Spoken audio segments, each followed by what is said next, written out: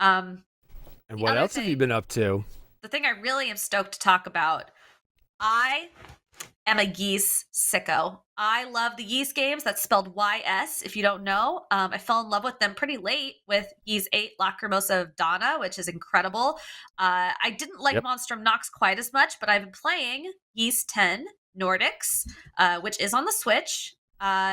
Freaking great. I like this Nice. game. Nice. This is where like I'm not really into like people are like, oh, you're not a Xenoblade person, whatever. This is like as close to liking Xenoblade as I get, with like all of the complex RPG systems and the slashy sword stuff. I'm so into this. It's the ongoing adventures of this redhead guy named Adol Kristen, who is the hero of almost every Ys game and is just constantly sinking ships and getting into trouble. He in this one, he sort of through a series of events ends up on this island with a bunch of like Norse Viking piratey guys, and sort of shackled magically to this young woman who seems to have some sort of destiny that connects to him in whatever way. And you go off on adventures and you fight guys and you do like cool parkour stuff. You get like a surfboard at one point. The combat's really good. The music is phenomenal. I think the entirety, every single Ys game has just an unhinged good soundtrack. Just really, really wailing on those guitars and violins.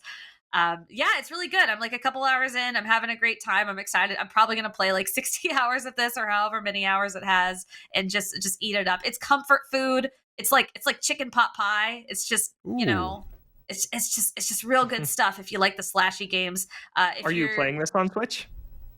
I am playing this on PS5. Don't tell anybody. It's not my fault. I'm playing it on PS5 just because my partner bought it on PS because he's a PlayStation guy. He bought it on PS5, and then when I was talking to him, I'm like, oh, I think I'm gonna buy and download Ys. And he's like, why are you gonna buy it? I already have it on PS5. Just get it on that. So Nice. that's the only reason why. But it's on Switch. Yes. My hair did a funny thing. I'm a lapsed Ys player, but the thing that I always appreciated about this series is you don't think too hard about everything that's going on. Yes. Because the series always yields to the most important rule when it comes to any type of form of entertainment, and that's the rule of cool. Ys always goes for the rule of cool, Correct. and that should be always.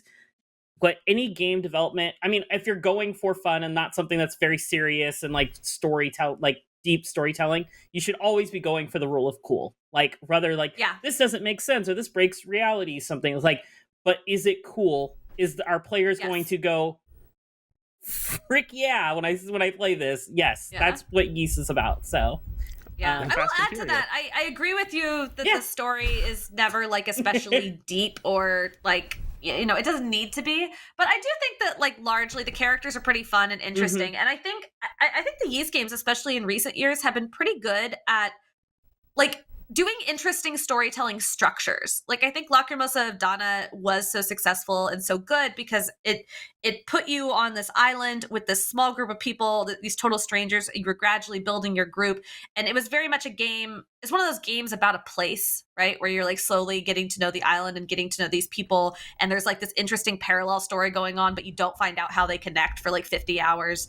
I thought that was really interesting. I'm not really one of the things I like about Nordics is like with a lot of RPGs, you can kind of tell where these things are going, like save the world, save the girl, whatever.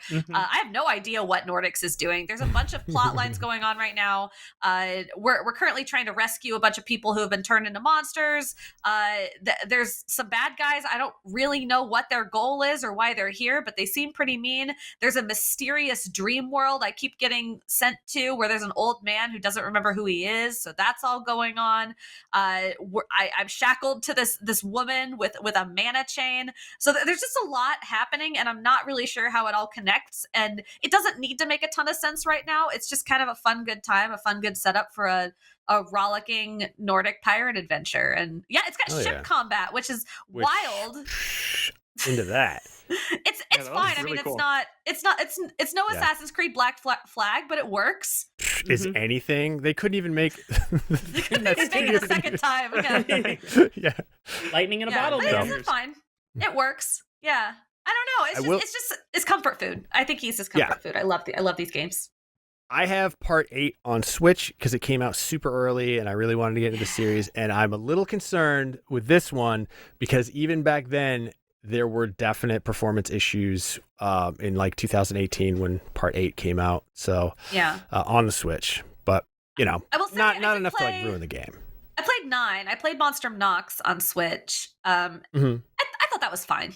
It was admittedly like you can tell it's like worse than, you know, the other platforms if you put them side by side. It's not pretending to be better, but you know, it wasn't.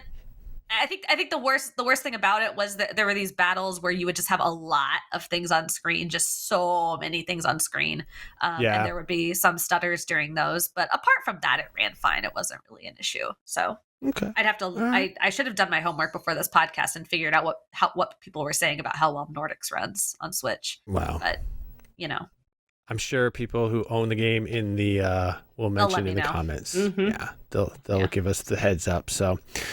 Well, that's actually got me pretty fired up. I want to play that game now. Like I have any time. This is good. I have no time to play any games. I think genuinely, if I had to pick the best piece of video game music of all time, it's Sunshine Coastline from Ys 8 Lacrimosa of Donna. It's like the first area when after you've washed up. I know it's tough. There's a lot of really of good all ones. time. I think Delfino Plaza Theme would like to have a word with you. Thank Donkey you very Kong much. Rap would like to have a word. You wash up on this beach, and it's like the first area of the game where you're like given control of Adol and allowed to sort of run loose. And it's I don't even know how to describe it. Everybody go to YouTube and listen to Sunshine Coastline from Ys 8 Lacrimosa of Donna. That song has no business going as hard as it does. Okay. It's so good. Right.